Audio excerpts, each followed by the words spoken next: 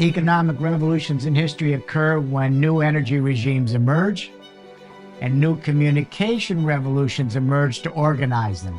So here in the 21st century, the distributed, collaborative, peer-to-peer internet communication is now converging with energies that are distributed and scaled peer-to-peer. Energy is the lifeblood for our society and for every economy that we have. Every form of value that we have ever created as humans, and even in nature without humans, is related to flows and conversions of energy from one form into another. So that means that it's fairly easy to run an energy system if there were no banks. But try and run a bank without an energy system. That is never going to work. So energy is the fundamental currency in our entire society.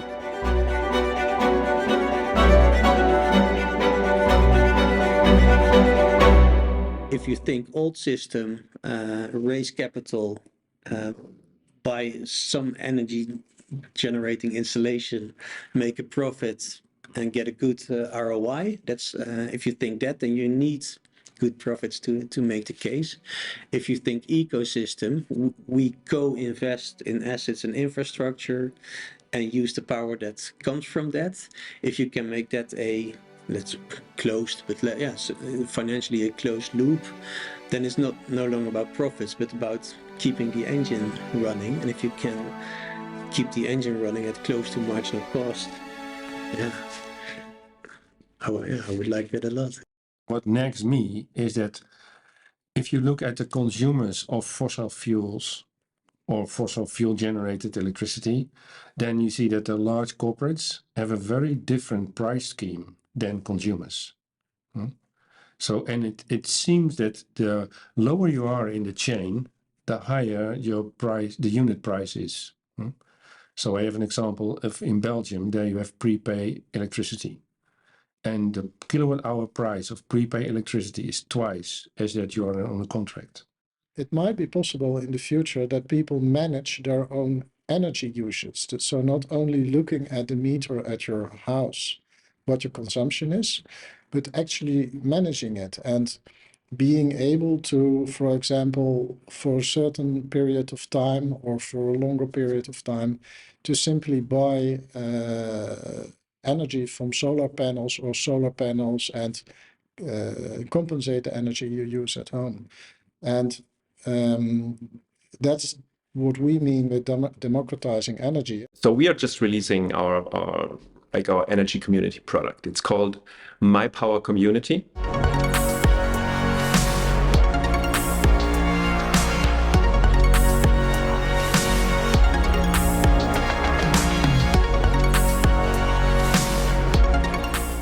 And it really is like an exoskeleton for energy communities. It gives you superpowers. Although you're not an energy expert, you're just using My Power Community and you can do great things.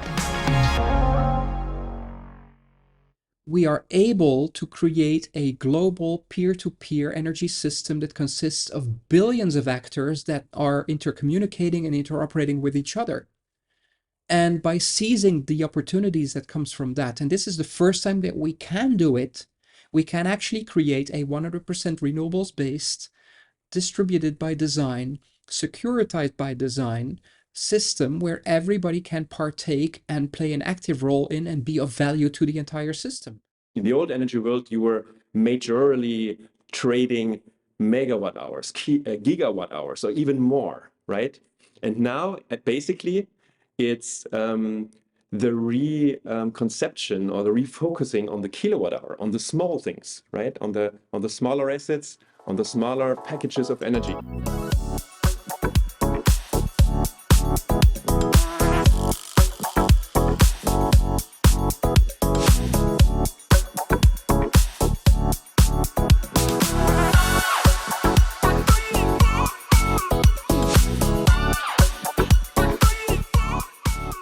There's going to be 12,000 of these in WA alone. And that again is another ideation innovation cycle. Those microgrids will be self-sustaining.